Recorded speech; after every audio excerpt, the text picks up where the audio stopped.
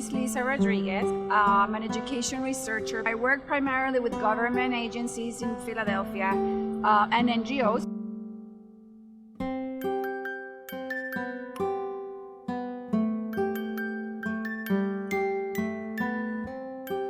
It's an amazing, incredible experience to be here.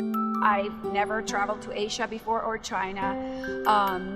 I think the relationship building with the people that I will meet to learn from each other about how we do our work, but also to just share our cultural things. I'm incredibly privileged and honored to have this opportunity to be in China for 4 weeks and meet with different people working in education. I mean, that's an incredible and amazing experience. I have a special interest in learning about policies, programs, and practices over the past 10 years recent that are designed in China to improve education and social services and social welfare for rural migrants that have moved to the cities.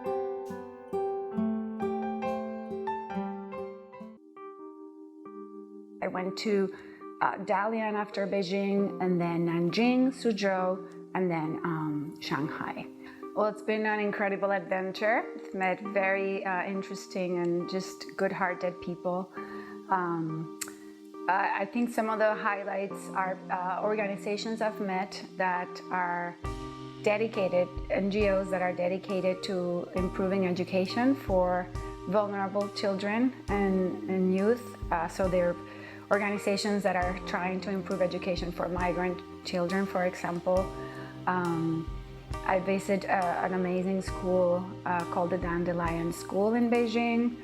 And we talked to some of the teachers, the principal, and it was both inspiring and just really educational to learn about what they were doing to really strengthen the educational opportunities for migrant students. It's a very exciting time for China because it's a new, one key thing that I learned was that it's relatively new. Most NGO organizations have started in the early 2000s.